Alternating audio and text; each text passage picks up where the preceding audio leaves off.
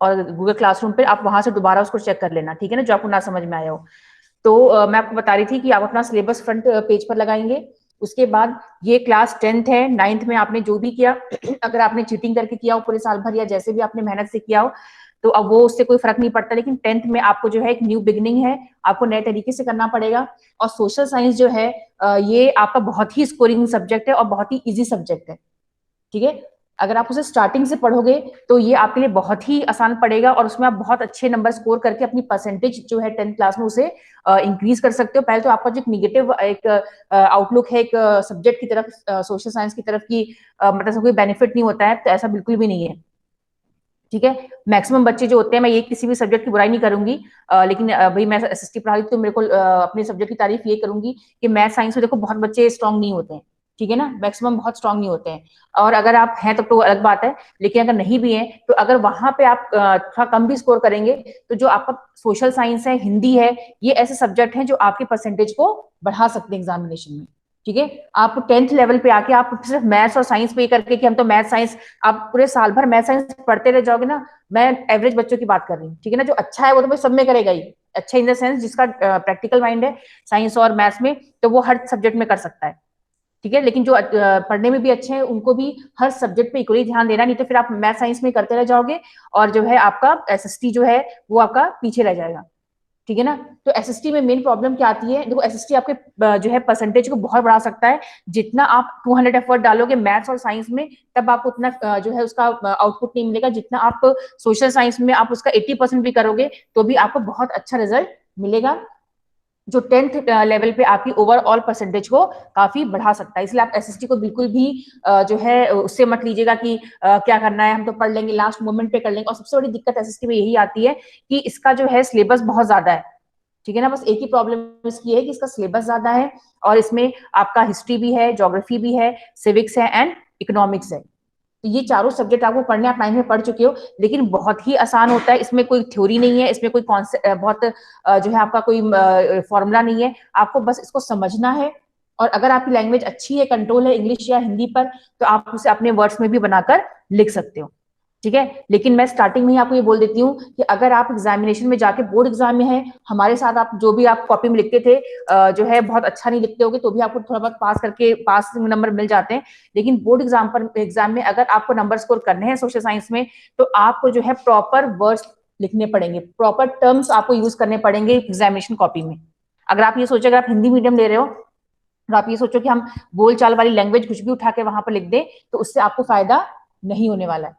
ये introductory class है, हमारी पहली क्लास है, इसलिए मैं आपको सारी चीजें क्लियर कर रही हूँ, ठीक है। ध्यान से ये बात सुन लेना कि जो भी आप वहां पे जाके, एक तो क्वेश्चंस घुमाने वाले होते हैं, जो भी हमने क्वेश्चन पेपर्स आज तक आपको दिए उसके सामने कुछ नहीं है, उसकी अलग ही वैल्यू होती है।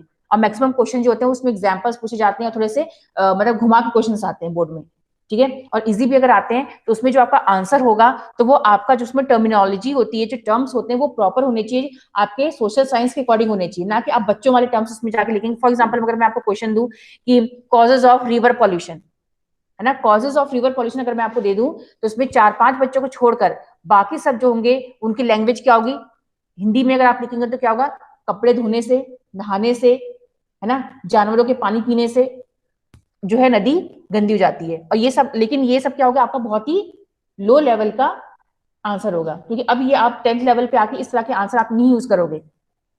आपके टर्मिनोलॉजी में ये गंदा और ये सब तो होना नहीं चाहिए। जो आप प्रॉपर टर्मिनोलॉजी होती है हिंदी में अगर हम देखें तो प्रदूषित, है ना।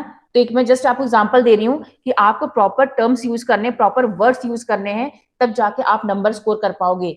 और उसमें बहुत ज्यादा जो है आपको प्रॉब्लम नहीं होगी, बहुत ही आसान होता है। देखो एक होता है जो हम नंबर स्कोर करते हैं ना बोर्ड एग्जामिनेशन में, तो वो हम मेहनत से कम और स्मार्टनेस से ज्यादा स्कोर कर सकते हैं, ठीक है ना। आप मेहनत करोगे, लेकिन अगर आपको पता नहीं कि हमें कहाँ पे मेहनत करनी है, किस तरीके से मेहनत करनी है, हार्ड जो स्टडी करोगे आप, हार्डवर्क वाली जो स्टडी होती है वो तो करनी है, लेकिन आप सिर्फ वही करते रहोगे तो आपको आउटपुट नहीं मिलेगा। लेकिन अगर आप स्मार्ट स्टडी करोगे तो आपको अच्छा आउटपुट मिलेगा, ठीक है। तो स्मार्ट स्टडी में क्या होता है कि उसमें क्या करना होता है आपको, कि आप जब एक तो एनसीईआरटी की बुक छोड़कर आपको कोई बुक नहीं पढ़नी है, ठीक है। जो आपके पास एनसीईआरटी की बुक है, जो मैं आपको अंडरलाइन करा रही हूँ, जो मैं जिस तरह से आपको बता रही हूँ, आप उसको उसी तरह से पढ़िए। और एग्जामिनेशन आने तक आप हर बच्चे को कम से कम आपको एनसीईआरटी की बुक 2-2 बार पढ़ लेनी है, जो आपके 4 सब्जेक्ट हैं, चारों सब्जेक्ट को आपको 2-2 बार पूरी जो है आपको एनसीईआरटी थॉरली रिवाइज हो जानी चाहिए। बोर्ड अगर में क्वेश्चन कोई आता है, ठीक है ना, तो आपको तुरंत समझ में आ जाना चाहिए कि भाई ये क्वेश्चन इस चैप्टर में था, इस पेज नंबर पे था और इस पैराग्राफ में था। इस तरह से आपको पूरा बुक रिवाइज करनी है, ठीक है। 10th लेवल पे आके या 12th लेवल पे आके इसके आगे जो है आप चैप्टर के पीछे जो क्वेश्चंस दिए रहते हैं उससे मतलब नहीं होता है, वो आपका कहीं से भी फायदा आपको नहीं पहुंचाएगा, ठीक है। कॉपी आपको बनानी है, लेकिन वो सिर्फ जो है एक तरह से होता है कि आपको एक फॉलो करना होता है प्रोसीजर, तो इसलिए आप कॉपी बनाओगे, ठीक है। लेकिन मेन क्या होगा, आपका नोट्स होगा। और कुछ बच्चे सिलेक्टिव स्टडी करके जाते हैं और वो नहीं फंसा तो फिर आप गए काम से। इसीलिए हर बच्चे को चैप्टर की रीडिंग करना जरूरी है, और पूरे चैप्टर का एक समरी आपको पता होनी चाहिए कि भाई इस चैप्टर में क्या दिया हुआ है। मान लो कोई चैप्टर कर रहे हो, उससे पहले आपका पूरा फ्लो चार्ट उस कॉपी में बना होना चाहिए कि ये चीजें हम इस चैप्टर में पढ़ेंगे, और उसके नोट्स आपके पास होने चाहिए। और वो नोट्स आप खुद बनाओगे, और जैसे मैंने कहा नोट्स में पूरे सेंटेंस नहीं होते हैं, बस आपके 4-5 वर्ड होते हैं, और वो 4-5 वर्ड से आपको पूरा अपना आंसर एक्सपेंड करना है बोर्ड एग्जामिनेशन में। समझ में आ रहा है। और टर्म्स मैंने कहा ना स्मार्ट स्टडी नीचे, अब तो कुछ बच्चे चालाक होते हैं, वो क्या करेंगे कि बुक में से जो आपके भले उनको मतलब समझ में आया ना है, लेकिन वो कुछ बहुत अच्छे वर्ड्स में से पिकअप कर लेंगे, ठीक है, और उसी वर्ड को अपने आंसर में यूज करेंगे और उसको एक्सपेंड कर देंगे। और एग्जामिनर जब देखेगा तो अच्छा भाई बहुत अच्छे वर्ड यूज किए हुए, समझ रहे हो ना। तो आपकी चालाकी होनी चाहिए, क्रिएटिविटी होनी चाहिए कि हमें किस तरह से अपने आंसर को लिखना है। आपको फ्लो चार्ट बनाना चाहिए अपने आंसर्स में, घिसे पिटे पुराने टाइप के आप आंसर करोगे बोर्ड एग्जामिनेशन में तो बहुत ज्यादा यूज नहीं होता है। आपका आंसर टू द पॉइंट होना चाहिए। आप इतनी बड़ी कहानी लिखोगे, एसएसटी में क्या है कि मैं जैसे हिस्ट्री में तो फिर भी आपको लिखना पड़ता है, लेकिन ज्योग्राफी, इकोनॉमिक्स, पॉलिटिकल साइंस में कहीं भी आपको कहानी नहीं लिखनी है। 3 नंबर का है, आप सिर्फ 3 पॉइंट लिखिए, 1, 2, 3, और उसमें भी जो मांगा गया है बस आपका टू द पॉइंट आंसर होना चाहिए, वैल्यूएबल आंसर होना चाहिए। बाकी आपसे वो नहीं कह रहे कि हमें आंसर भरो, ठीक है। नहीं तो बच्चे क्या करते हैं, पूरी कहानी लिखते हैं, लास्ट में कहते हैं हमारा आंसर पेपर छूट गया। क्यों? क्योंकि फालतू चीजें आप लिख रहे हो बैठ के, आप लिखोगे भी, मेहनत भी करोगे, 1.5 पेज लिख दोगे उठा के 3 नंबर के क्वेश्चन में, और आंसर नंबर आपको कुछ नहीं मिलेगा, है ना। हम लोग भी कॉपी चेक करते हैं, उसमें क्या होता है एग्जामिनर लाइन लाइन लगा देता है, बस 3 नंबर का है, कुछ लिखा ही नहीं, 1 नंबर, वो कोई कष्ट नहीं करेगा। देखो आपके साथ बहुत सारे बच्चों की कॉपी होती है वहां पे, है ना, एक सेंटर पे बहुत बच्चों की कॉपी आती है, एग्जामिनर भी परेशान हो जाता है। जैसे हम लोग चेक करते हैं, हम लोग बोल रहे हैं क्या लिखा है बच्चे ने, फिर इरिटेट होकर चलो यार इसको इतना ही दे दो, है ना।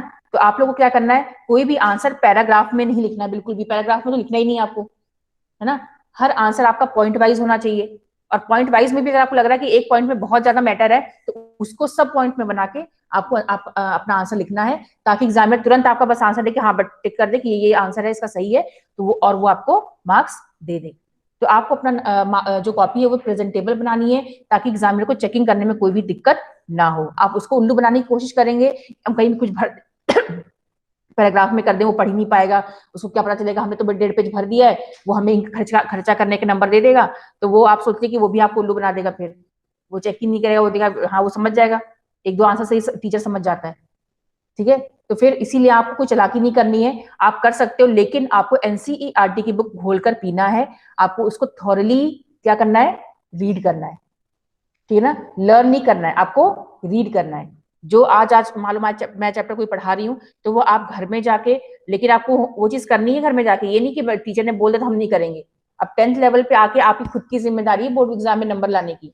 हम आपके साथ इस साल है, अगले साल नहीं रहेंगे, लेकिन आपके जो मार्क्स है, आपका जो सर्टिफिकेट है, वो आपके साथ जिंदगी भर रहने वाला है, ठीक है ना। कहीं कल को आपको पछताना ना पड़े कि यार हम तो पढ़ लिए होते तो हमें ये फॉर्म भरने के लायक हो जाते। एग्जामिनेशन तो बाद में क्वालिफाई करोगे, पहले कई बार ऐसा होता है कि बच्चे इतनी लापरवाही करते हैं कि वो 55% नहीं स्कोर कर पाते हैं। हमने बहुत बच्चों को देखा है, वो इतनी लापरवाही करते, नहीं पढ़ते, केयरलेसनेस करते हैं, और फिर बाद में बैठ के रोते हैं कि यार हमने 55% स्कोर किया होता तो आज हम ये फॉर्म भर देते। वो फॉर्म भर ही नहीं पाते, बाद में उनकी अकल तो खुलती है कि हमें यार एग्जाम क्वालिफाई करना है, जब दिमाग ठीक होता है तो भाई कि हमें ये बनना है वो करना है, लेकिन तब वो 55% आते नहीं उनके, और 55 से लेकर 60% मिनिमम होता है किसी भी एग्जामिनेशन का फॉर्म भरने के लिए, जॉब के लिए अप्लाई करने के लिए, है ना। तो इसीलिए मतलब 55, लेकिन अब 55 आप सोच के मत चलिए, आपको तो बहुत अच्छे नंबर स्कोर करने हैं। और इस क्लास में मैंने जो भी कॉपीज चेक की इस बार, क्योंकि इस बार तो आपको स्कूल में हुआ था ना पेपर, तो उसमें 5-6 बच्चों का काम तो बहुत ही अच्छा था। अब जैसे स्वाति है कोई यहाँ पे, स्वाति का काम बहुत ही अच्छा था, वेरी गुड। आपने जो भी मतलब इसके मैंने एसएसटी का देखा जो भी काम, तो यहाँ पर तो आपने अपनी ईमानदारी से किया होगा बेटा, है ना स्वाति। तो इसका काम बहुत अच्छा था। एक अनुष्का, अनुष्का कौन है, आपका कितने नंबर आए एसएसटी में? 77 ना, बहुत बहुत अच्छा काम था इसका। ऐसा लग रहा था कि इसने बुक खोलकर लिखी हुई है, बुक खोलकर तो नहीं लिखा ना तो मतलब, लेकिन इसका आंसर जो लग रहा था कि उसने पूरी बुक खोलकर लिखी है। इसका मतलब था कि इसकी थोरो प्रिपरेशन थी। इसके जो आंसर्स लग रहे थे कि बिल्कुल बुक के ही पॉइंट्स इसने लिखे हुए हैं। और क्योंकि इसको तो पता नहीं था भाई कौन से क्वेश्चन आने वाले थे, मुझे नहीं पता था ना कौन से क्वेश्चन आने वाले हैं, लेकिन तब भी इसने इतने टू द पॉइंट सटीक आंसर कैसे लिखे, इसका मतलब इसकी प्रिपरेशन 100% थी। और तुम जो है फुल नंबर स्कोर कर सकती हो एग्जामिनेशन में, बोर्ड में। लेकिन अभी से तुम्हें उसके लिए प्रिपेयर करना है, क्योंकि मैक्सिमम नंबर कहाँ कर जाते हैं मालूम है? एमसीक्यू में। एमसीक्यू सबसे खतरनाक होता है।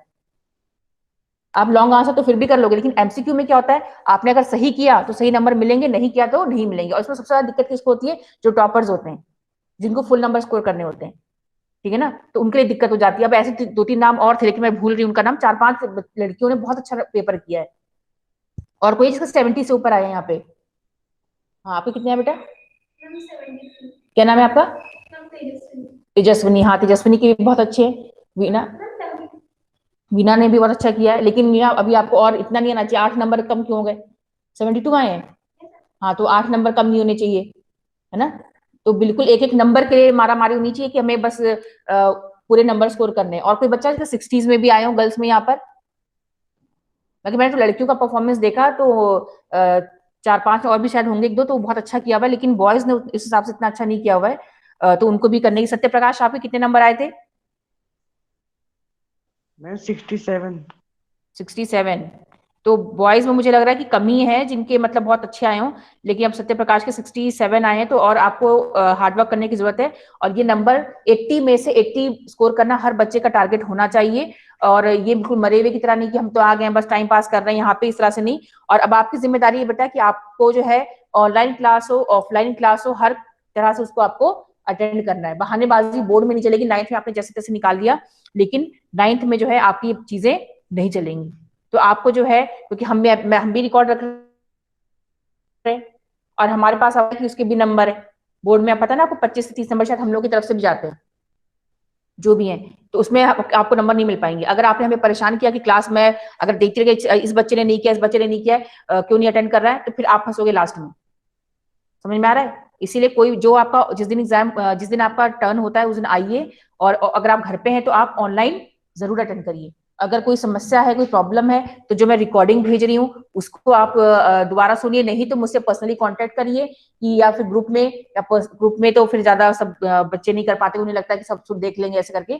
तो आप मुझे पर्सनली भी पूछ सकते हैं कि मैम हमें ये चीज नहीं समझ में आई है, आप हमें बताइए। आपको बताया जाएगा, बिकॉज आपको बोर्ड एग्जाम देना है, ठीक है ना। तो किसी भी तरह की लापरवाही नहीं होनी चाहिए। आप समझ रहे हो ना? तो हर हाल में आपको अटेंड करना है। 9th गया, अब 10th में आपको 100% इसमें देना है। तो चलिए, वैसे मैंने आपको ये इंट्रोडक्टरी क्लास थी, इसलिए मैंने आपको चीजें बता दी हैं। पेन एग्जामिनेशन में, नोटबुक में तो आप कभी कुछ भी कर सकते हो अभी, लेकिन एग्जामिनेशन में सिर्फ आपको ब्लू पेन यूज करना है। You can use different shades of blue for heading ना। ब्लू में भी कई शेड आते हैं ना, तो उसमें भी आप उसको यूज कर सकते हो हेडिंग के लिए, सब हेडिंग के लिए, बट ब्लू ही यूज करना है, क्योंकि बाकी सब कलर मना हो गए। ठीक है, तो ये मैंने आपको इंट्रोडक्टरी क्लास थी, इसलिए मैंने ये सारी चीजें आपको बता दी हैं कि सही टर्मिनोलॉजी आप अपने बुक से चुनिए और उसको अपने आंसर में इस्तेमाल करिए। ये बच्चे ऑलरेडी कर रहे हैं, जैसे मैंने आपको 3-4 बच्चों का नाम दिया जो ऑलरेडी इसमें कर रहे हैं, बाकियों को भी उस तरह से करना है। ठीक है, तो आप अभी जो है मैं स्टार्ट कर रही हूँ chapter number 1, that is resources and development. ये जो ऑनलाइन बच्चे, क्या उनको इस पे बुक नजर आ रही है स्क्रीन पर? यस और no? Resources and development chapter आपको नजर आ रहा है? ठीक है, तो चलिए हम लोग आज स्टार्ट करते हैं चैप्टर 1, रिसोर्सेज एंड डेवलपमेंट। ठीक है, और हर बच्चे के पास बुक होनी चाहिए। और ये नोट्स मैं ही आपके बनवा दे रही हूँ, आपको जो जो मैं टिक मार्क करने के लिए कहूंगी आप उसको टिक मार्क करते रहोगे। ठीक है, और आप फिर उसको कॉपी में भी उसी तरह से और शॉर्ट में कर सकते हो। ठीक है, तो अब देखिए हम ज्योग्राफी में स्टार्ट करेंगे, रिसोर्सेज एंड डेवलपमेंट। रिसोर्सेज जो वर्ड है ये हम बहुत पहले से सुनते आ रहे हैं, आप सबने सुना है रिसोर्सेज, यस और नो? ठीक है, कोई बच्चा मुझे बता सकता है रिसोर्सेज वर्ड का मतलब क्या होता है?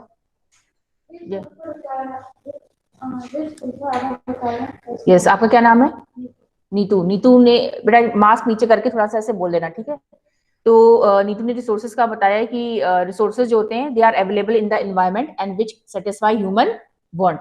ये आपने डेफिनेशन सुन रखी है पहले कि कोई भी ऐसी वस्तु या कोई भी ऐसी चीजें जो कि हमारे नेचर में मौजूद हैं, प्रेजेंट हैं, and they can satisfy human needs and human wants, they are known as resources. उन्हें हम क्या कहते हैं? संसाधन कहते हैं।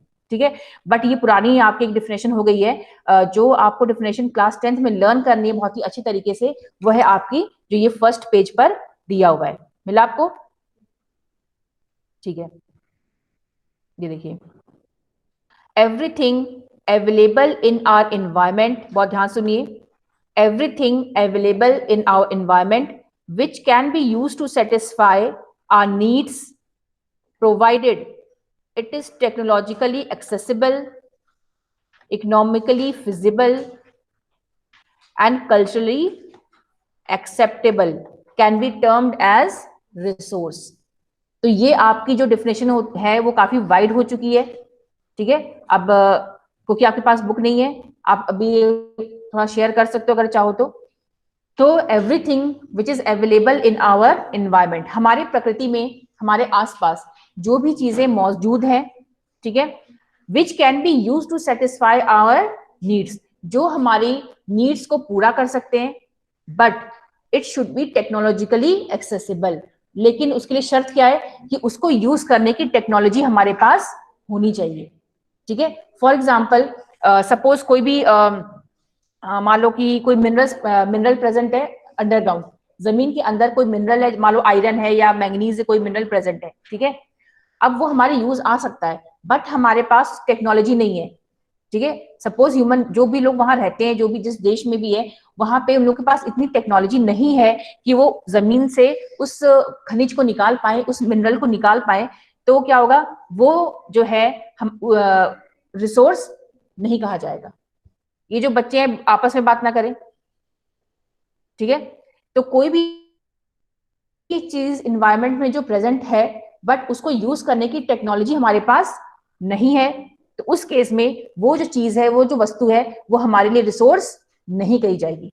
ठीक है, तो सिर्फ वही चीजें रिसोर्स कही जाती हैं जिनको हम यूज कर सकते हैं, और यूज कब करेंगे? जब उसको यूज करने की टेक्नोलॉजी हमारे पास मौजूद होगी। ठीक है, so due to if there is no technology then we can not use any natural resources. ठीक है, तब वो नेचुरल थिंग रह जाएगा but it can not become natural resource. ठीक है, रिसोर्स बनने के लिए हमारे पास क्या होना चाहिए? टेक्नोलॉजी। सबसे इंपॉर्टेंट क्राइटेरिया क्या हो गया बताइए, मैं भी आपसे पूछूंगी। फर्स्ट क्राइटेरिया क्या है रिसोर्स के लिए? टेक्नोलॉजी। ठीक है, देन सेकंड क्या है? Economically feasible. ठीक है, first is technology, second is economically क्या होना चाहिए? फिजिबल होना चाहिए। फिजिबल मतलब क्या होता है कि सपोज जैसे मैं आपको मिनरल्स का एग्जांपल देती हूँ, जमीन के अंदर जो है आपका सपोज 10 kgs आयरन ओर है, आपने पता लगाया और आपको ये पता चला कि भाई जमीन के अंदर यहाँ पे 10 kg क्या है? आयरन ओर।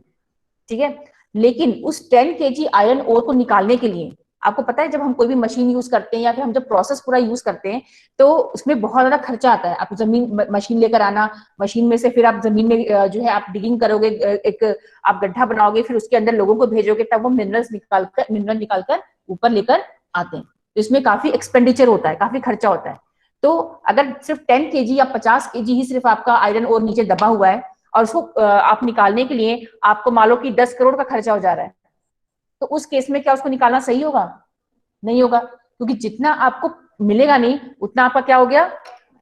कॉस्ट लग गया, इनपुट लग गया आपका। आउटपुट कम है और इनपुट ज्यादा हो गया, तो that will be not profitable economically. ठीक है ना, तो इन दैट केस वो यूज हो सकता है बट हम उसे यूज नहीं कर पाएंगे, क्योंकि because that is not economically feasible for us. ठीक है, तो कोई भी ऐसी चीज हमारे इन्वायरमेंट में मौजूद है जिसे हम, जो हमारी जरूरतों को पूरा कर सकता है, बट क्योंकि उसको यूज करने में हमें प्रॉफिट कम होगा और हमारा खर्चा ज्यादा लग जाएगा, तो उस केस में हम क्या करेंगे? उसको यूज नहीं करेंगे। ठीक है, फॉर एग्जाम्पल जो हमारे तटीय, आपको पता है कि India has a very huge coast line, long coast line है, तटीय रेखा हमारी बहुत अच्छी खासी है, और हम चाहे तो हम टाइडल एनर्जी भी बना सकते हैं। टाइड्स होते हैं ना, जवार, जो जवार उठते हैं, टाइड्स जो ओरिजिनेट होते हैं हमारे ओशंस में और सी में, तो उनसे हम क्या कर सकते हैं, इलेक्ट्रिसिटी जनरेट कर सकते हैं, जो कि हमारा नॉन कन्वेंशनल रिसोर्स है। नॉन कन्वेंशनल मीन्स कि मतलब उस पे वो कभी खत्म नहीं होने वाला है, लेकिन उसकी टेक्नोलॉजी बहुत ही कॉस्टली है। तो अगर इंडिया चाहे कि हम ऐसा कर लें, तो जितना हमारा प्रॉफिट नहीं होगा, उससे ज्यादा क्या हो जाएगा हमारा एक्सपेंडिचर। उससे बेहतर तो ये कि अभी हम जो हमारा विंड है, सोलर है, या कोल है ना, थर्मल पावर है, हाइड्रो पावर है, उसको हम ज्यादा इस्तेमाल करें। तो वो आपका जो टाइडल एनर्जी है, वो होते हुए भी हम उसको ज्यादा इस्तेमाल नहीं करते, because that is not economically feasible. So you have to learn the word feasible also. Technologically accessible मतलब टेक्निकली वो हमारे पास एक्सेसिबल होनी चाहिए, हमारे पहुंच में होना चाहिए, ठीक है। अगर हमारे पास टेक्निक नहीं है, अब अफ्रीकन कंट्रीज हैं, उनके पास रिसोर्सेज तो इतने सारे हैं, बट वो क्यों नहीं इतने अमीर है? क्योंकि उनके पास टेक्नोलॉजी नहीं है इतनी कि वो अपने रिसोर्सेज को यूज कर पाए। उसी तरह से मान लो कि कहीं पे बहुत कहीं पे मिनरल जो है रिसोर्सेज प्रेजेंट है, लेकिन अगर उसमें हमारा खर्चा ज्यादा हो रहा है, बेनिफिट कम हो रहा है, तो फिर हम उसको इस्तेमाल नहीं करेंगे। और थर्ड चीज क्या होता है कि वो कल्चरली एक्सेप्टेबल होना चाहिए, ठीक है ना, सांस्कृतिक तौर पर या जो सोसाइटी है उसको पूरा एक्सेप्ट करे।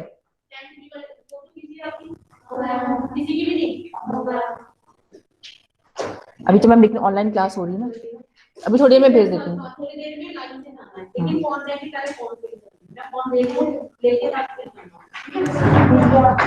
नाउ क्वाइट, बीच में डिस्टर्ब मत करिए, ऑनलाइन क्लास भी चल रही है, ठीक है। तो कल्चरली एक्सेप्टेबल का मतलब क्या है कि सपोज कहीं मंदिर है, कहीं ऑलरेडी मंदिर बना हुआ है, या कहीं कोई घर बना हुआ है, ठीक है। अब हमें पता है कि उसके नीचे क्या है, खनिज है ना, उसके नीचे कोई मिनरल प्रेजेंट है, तो क्या हमें उस मंदिर को तोड़कर, या कोई कहीं घर बने हुए सेटलमेंट है, पूरा बस्तियां बनी हुई है, उसको निकालना, क्या वो सही होगा? नहीं, क्योंकि उससे क्या होगा, जो ह्यूमन बींग्स है उनको नुकसान होगा।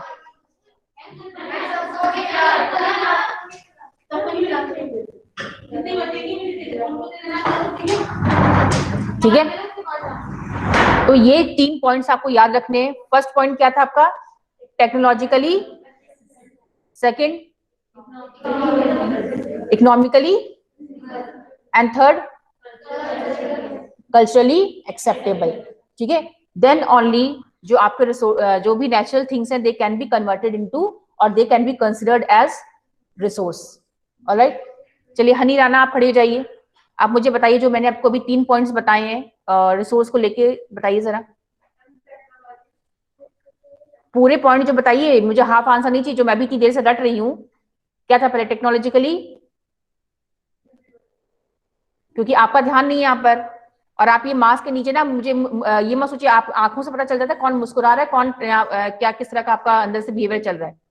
तो मुझे ओवर स्मार्टनेस मत दिखाइए आप लोग कोई भी यहाँ पे बैठ के, तो मैं पूरी क्लास में खड़े करके फिर पढ़वाऊंगी, मास्क नीचे करके यहाँ पे खड़ा करवा दूंगी। अभी मैं पूछ रही हूँ, आप देखिए नहीं बता पाई क्योंकि आप सुन नहीं रही है। आप बताइए नेक्स्ट, क्या नाम है आपका? शगुन, बताइए। आपको भी ब्लैंक है, आपको भी नहीं, आपको कि आप सुन ही नहीं रहे हो, ध्यान ही नहीं यहाँ पे है। आप बताइए।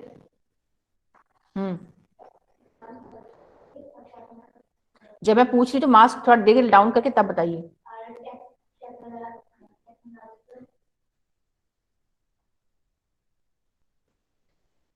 बताइए।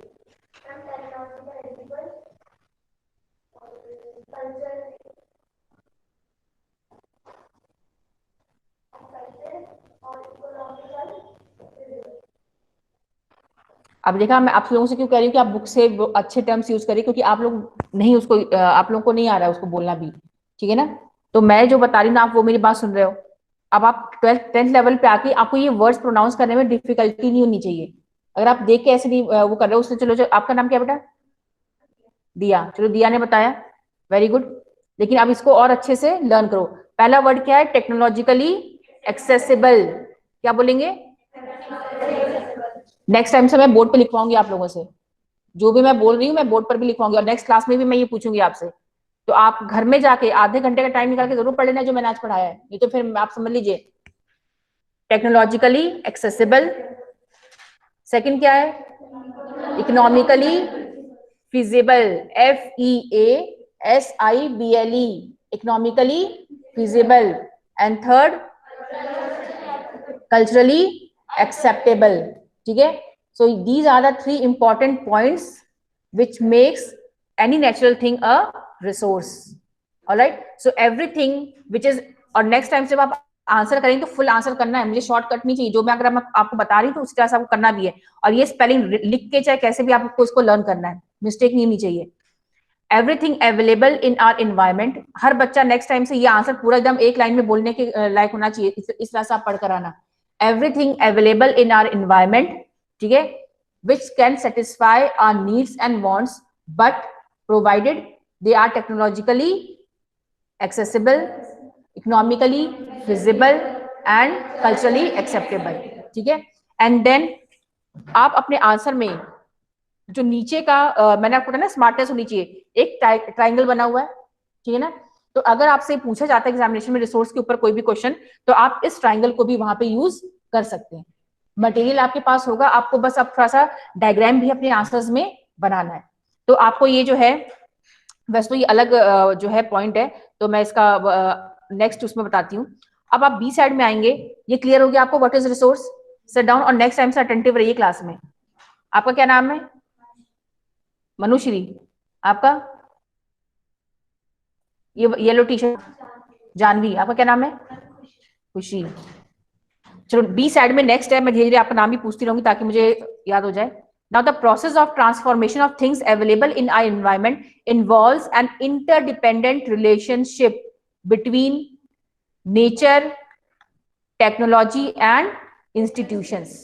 ठीक है, अब इसमें ये बताया जा रहा है कि जो भी रिसोर्सेज है, ठीक है, रिसोर्सेज को रिसोर्स कौन बनाता है? नेचुरल चीजों को रिसोर्स कौन बनाता है? Man. Without human beings nothing is possible. आपका जो ये ट्राइंगल दिया हुआ ना, ट्राइंगल को ही ये इस लाइन में एक्सप्लेन किया गया है। अब एग्जाम में आपका क्वेश्चन आ सकता है ये, अब हम इसको क्वेश्चन पॉइंट ऑफ व्यू से भी पढ़ेंगे कि इसको आपको क्वेश्चन में कैसे बोर्ड एग्जाम में आ सकता है। अब आप देखिए बोर्ड एग्जाम में ना वो क्या करते हैं, एक लाइन कोई भी दे देंगे और कहेंगे इसको एक्सप्लेन करो। बुक के पीछे का कुछ नहीं होता ऐसे, उनके लिए चैप्टर में वो कहीं से भी दे सकते हैं आपसे। ठीक है, तो आप ये ट्राइंगल भी देख रहे होंगे आप अपनी चैप्टर में, जहां पे ऊपर दिया हुआ है nature, then technology, institution and बीच में क्या दिया हुआ है? Human beings. ठीक है, तो ये ट्राइंगल देख के आप ये समझ सकते हो, इस ट्राइंगल में दिया हुआ है कि सबसे सेंटर में कौन है? Human beings. It means that human beings are the most important element in this triangle, in this inter relationship. ये जो एक ये ट्राइंगल आपको क्या शो कर रहा है? एक रिलेशनशिप शो कर रहा है जिसमें all the four elements are interdependent on each other. समझ में आ रहा है आपको? ठीक है, तो ये आपसे पूछ सकते हैं बोर्ड एग्जाम में कि how man and environment and resources they are all interdependent on each other, या फिर how man with the help of technology you know create resources. Justify your answer. मतलब वो इस रिलेशनशिप को लेके कोई भी क्वेश्चन आपसे एग्जाम में पूछा जा सकता है। ठीक है, ये जो पैराग्राफ में आपको एक्सप्लेन कर रही हूँ उसके ऊपर एक अच्छा खासा क्वेश्चन बनता है कि इन तीनों में क्या रिलेशनशिप है, क्योंकि भाई जो आपका रिसोर्सेज है उसे क्रिएट कौन करता है? आखिर कौन, हु क्रिएट्स रिसोर्सेज? रिसोर्सेज कौन बनाता है? नेचर नहीं बनाता है। मैंने अभी तो आपको बताया कि अगर मान लो ये जमीन ऐसी पड़ी हुई है, अगर हम उसको यूज ना करें तो वो क्या रिसोर्स है? नहीं है। तो कौन क्रिएट करता है रिसोर्सेज? Human beings. तब तो वो just free gift of nature है ये, चाहे जंगल हो, चाहे सॉइल हो, चाहे पानी हो, जो भी चीजें हैं वो तो फ्री गिफ्ट ऑफ नेचर है। जब तक मनुष्य इसको इस्तेमाल नहीं करेगा, ह्यूमन बींग्स उसको इस्तेमाल नहीं करेंगे, तब तक वो संसाधन या रिसोर्स नहीं बनेगा। ठीक है ना, तो वही आपको बताया जा रहा है कि how human beings they create resources with the help of technology.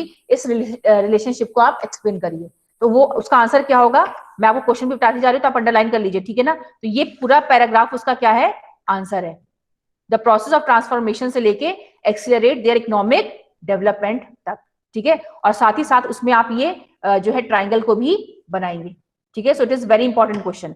Now अब मैं इस ट्राइंगल को पहले आपको एक्सप्लेन करती हूँ। देखो ह्यूमन बीइंग जो है इसमें सेंट्रल रोल है उसका, सबसे इंपॉर्टेंट कौन है? Human being. ठीक है, now human beings with the help of technology, ठीक है ना, human beings with the help of technology they create, they use nature. ठीक है, आप समझ रहे हो? अब इसमें तो ऑनलाइन तो देखो मैं दिखा रही हूँ, वीडियो भी आप घर पे जाके देख लेना मैं क्या बता रही हूँ। ठीक है ना, क्योंकि फिर या तो मैं ब्लैक बोर्ड तोड़ के करूंगी तो इस पे नहीं हो पाएगा। है ना। तो मैं इस पे देखो, इस पे मैं बना रही हूँ, तो आप ये वीडियो जो एक बार घर पे जाके देख लेना, उसको फास्ट फॉरवर्ड करके भी मैंने क्या बताया। तो बीच में क्या है, ह्यूमन बींग्स किसके साथ इंटरेक्ट करते हैं, टेक्नोलॉजी।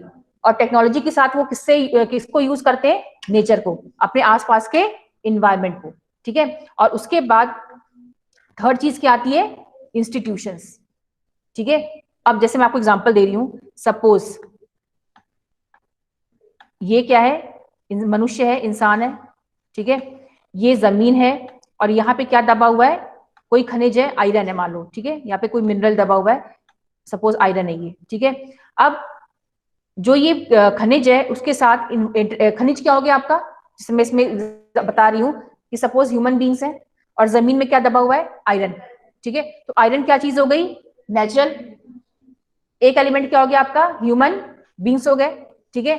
अब दोनों के बीच में क्या होगा, interaction, human beings will interact with the nature. Nature क्या है आपका, मिनरल, खनिज, जो जमीन के अंदर दबा हुआ है। तो दोनों का क्या होगा, इंटरेक्शन होगा। और इंटरेक्शन होगा किसके through, with the help of technology. किसके थ्रू होगा, टेक्नोलॉजी। अब चाहे आप फौरा लाके जमीन खोदो, चाहे आप बड़ी मशीन लाके जमीन को खोदो उसमें से मिनरल्स को निकालने के लिए, तो उसे हम क्या कहेंगे, टेक्नोलॉजी। भाई एक पत्थर का जो अगर आपने कुछ बनाया तो भी वो टेक्नोलॉजी ही है, अगर आपने कोई बहुत बड़ी मशीन आप लेकर आ गए तो भी वो टेक्नोलॉजी है, ठीक है। तो an is interacting with the nature with the help of technology, ठीक है। और उसके बाद इन सारी चीजों को करवाता कौन है, इंस्टीट्यूशन।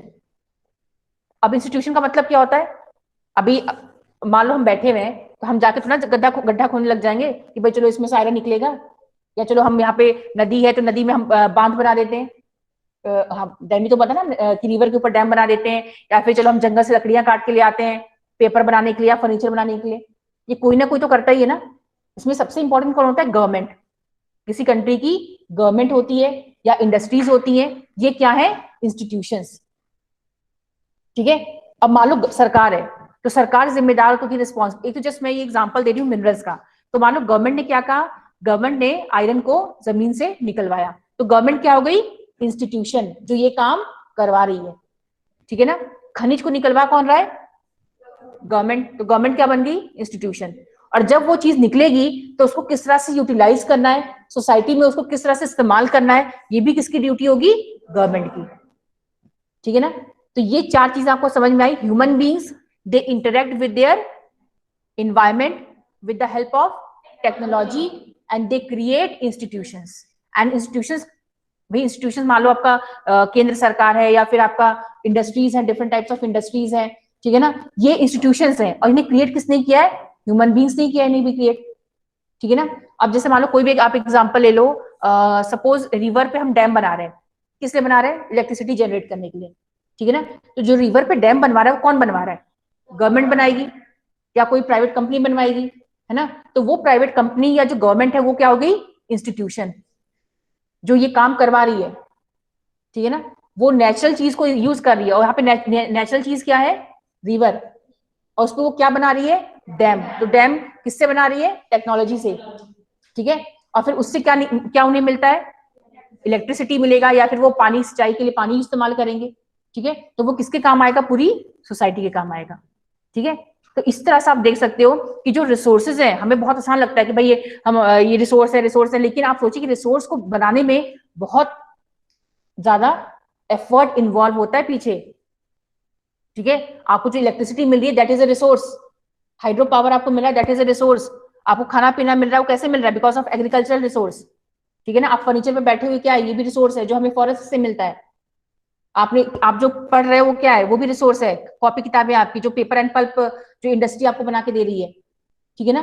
तो जो भी चीज आपके सामने है उसके पीछे बहुत ज्यादा आपका क्या होता है, एफर्ट होता है। There is a continuous interaction between man, nature with the help of technology and they create different types of institutions. ये आपको समझ में आया, ठीक है। तो ये जो है पैराग्राफ आप अच्छे से इसको लर्न कर लीजिएगा एंड ये पूरा पैराग्राफ इसका आंसर होगा। अगर आपसे कोई क्वेश्चन इस तरह का आता है कि एक्सप्लेन द इंटरडिपेंडेंस और the inter relationship between man, nature and technology, इस तरह का कोई भी अगर आपका आता है with the help of example, तो आप ये पूरा पैराग्राफ लिखेंगे उसमें और ये आप जो है ट्रायंगल बनाएंगे और एक एग्जांपल दे देंगे, जैसे मैंने आपको इतने सारे एग्जांपल दिए, कि मिनरल्स हैं जो भी हैं, उसका आप एग्जाम्पल उसमें लिखोगे, ठीक है। तो आज के क्लास में यही खत्म करती हूँ कि 10 o'clock हो चुका है।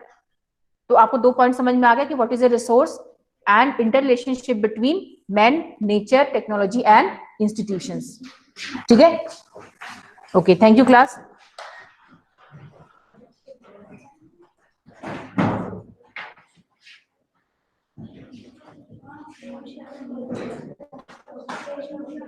All of you give your attendance.